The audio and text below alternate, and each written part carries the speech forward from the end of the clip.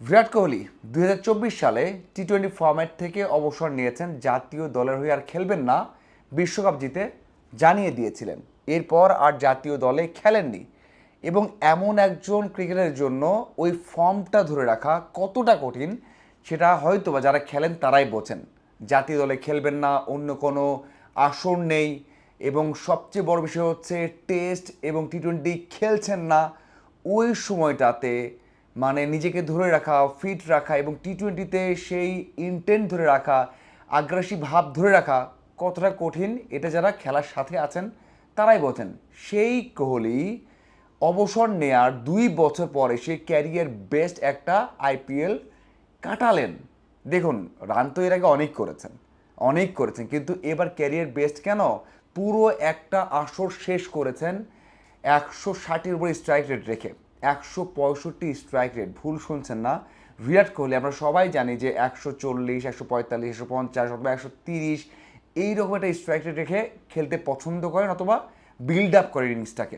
ধস নামলে সেটাকে ক্যারি করেন বা লম্বা করেন, দলটাকে ধরে রাখেন। কিন্তু এবার ১৬৫ স্ট্রাইক রেট, একটা সেঞ্চুরি, 4টা 50, ফাইনাল ম্যাচে ১৮ বলে ৪০, পরে ৪২ বলে ৭৫, অপরাজিত। এবং ম্যাচ যখন কঠিন মনে হচ্ছিল সেই সময় বিরাট কোহলি আগের কোহলি না, নতুন কোহলি খেলেছেন।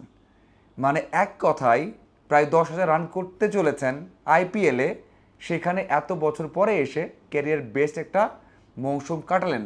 টানা 4টা মৌসুম গেল ৬০০ রানের উপর করলেন। টানা 4টা মৌসুম, 2টা গতবার অবসর নেওয়ার পরেও খেলেছেন, এবারও খেললেন। ওই যে বললাম না যে একজন তারকা যখন অবসর নেন জাতীয় দল থেকে তার ম্যাচ অনেক কমে যায়।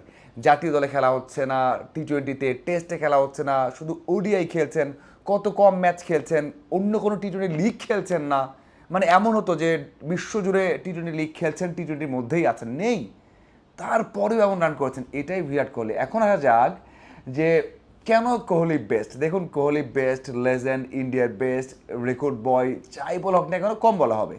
এক্স্যাক্টলি কম বলা হবে, মানে ডিটারমিনেশন, তার ডেডিকেশন, যেটাই বলা হোক না কেন কম বলা হবে। সত্যি কম বলা হবে, কারণ এমন কিছু আর হয় না, আর হবেও না মনে হয়।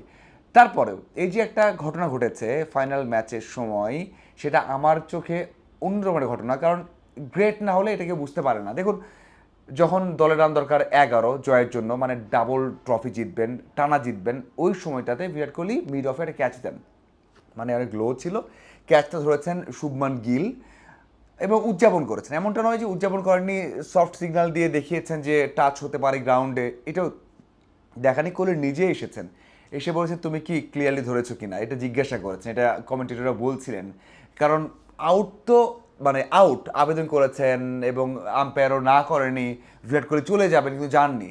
কোহলি বারবার বলছেন যে টাচ করেছে গ্রাউন্ডে, এবং টাচ করলে ধরনের সময় দখল থাকতে হয়, মানে বল যদি দুই ফিঙ্গারের উপরে থাকে তারপর টাচ করে তার সেটা আউট। কিন্তু ওই যে মানে গ্রিপটা আছে কিনা সেটা বিরাট কোহলি দূর থেকে বলছিলেন যে না, গ্রিপটা নেই, তুমি ছেড়েছো। মানে অসাধারণ একটা বিষয়। গ্যালারি চুপ, আম্পায়াররা বলছেন যে এটা আউট। সেখানে শুভমন গিল, যিনি কিনা ভারতীয় জাতীয় দলের ক্যাপ্টেন, টেস্ট এবং ওডিআই ক্যাপ্টেন, সেই ক্যাপ্টেন বলছেন আউট। সেই জায়গাটা বিরাট কোহলি একেবারে নাছোড়বান্দা ছাড়েননি, যাবেন না। তিনি বলছেন না, এটা আউট না, এটা থার্ড আম্পায়ার দেখতে হবে, আউট না। এবং গেস হোয়াট কী হয়েছে, মানে যখন দেখা হলো দেখা গেল যে মানে তার ফিঙ্গারের কন্ট্রোল নেই, বলটা মাটিতে লেগেছে এবং সেটা মানে ক্লিয়ারলি, মানে ওই যে যে ভারসাম্য থাকা সেটা নেই, মাটিতে গিয়ে টাচ করার পর ভারসাম্য এসেছে। তখন বোঝা গেছে যে এটা আউট না। এরপর যখন আউট দেননি বা আউট হননি, সেই সময় পুরো গ্যালারি ফেটে পড়েছে যে আসলে বিরাট কোহলি কি মানে কি করতে পারেন। এত দূর থেকে দেখেছেন, সবাই আউট বলছেন, তিনি আউট না এবার শুরু থেকেই বলেছেন। এবং পরে যখন আউটটা হলো না, ওই সময় তো ডিসঅ্যাপয়েন্টেড ছিলেন সেখানে শুভমান গিল, কাছে গিয়ে বললেন যে আসলে এটা আউট না, বা বুঝিয়েছেন। মানে এক কথায় আপনি বলতে পারেন খুবই সাধারণ ঘটনা, কিন্তু এটাও বলতে পারেন যে একজন ক্রিকেটার কতটা নিবেদিত হলে, কতটা কন্ট্রোল থাকলে, আইসাইট ক্লিয়ার থাকলে এত দূরের জিনিস দেখতে পারেন এবং বুঝতে পারেন, আইডিয়া করতে পারেন যে এটা আউট নাই, টাচ করেছেন। এবং শুধুমাত্র ধারণা না, মানে বাউন্ডারি লাইনে গিয়ে দাঁড়িয়ে থাকা না, কখনোই 22 গজ ছাড়েননি, যেটা আউট না, এতটা ক্লিয়ার ছিলেন। সো ধোনি, কোহলি, সচিন টেন্ডুলকার অথবা বড় মাপের ক্রিকেটারদেরই এমন হয়। এবং আমার মনে হয় বিরাট কোহলি সবাইকে ছাড়িয়ে গেছেন, মানে টি-20 ফরম্যাট হোক বা এই যুগের হোক, এটা বলে একটু ভুল হবে না। এই ঘটনা আমার কাছে খুবই বেশি ভালো লেগেছে। এবং সবচেয়ে বড় বিষয় হচ্ছে না যে ওই যে যাদের খেলা দেখে ভালো লাগে, যারা থাকলে মাঠটাকে অন্যরকম লাগে বা ক্রিকেটটাকে অন্যরকম লাগে, তার মধ্যে কোহলি তো সবার উপরে। এবং তিনি যখন এই কাজগুলো বুঝান তখন এটা আরও বেশি সুন্দর দেখায়। আউট হলে অন্যরকম হতো, আউট না হলে যেটা হয়েছে তা জিতেছে, আউট না হলে জিততো। তারপরেও এই ছোট্ট একটা ঘটনা আসলেই বলে দেয় যে কতটা মানে কন্ট্রোল থাকলে মানে এত এত কিছু মানে সবার এগেনস্টে গিয়ে সত্যটা দেখা যায়, বোঝা যায়, বলা যায়।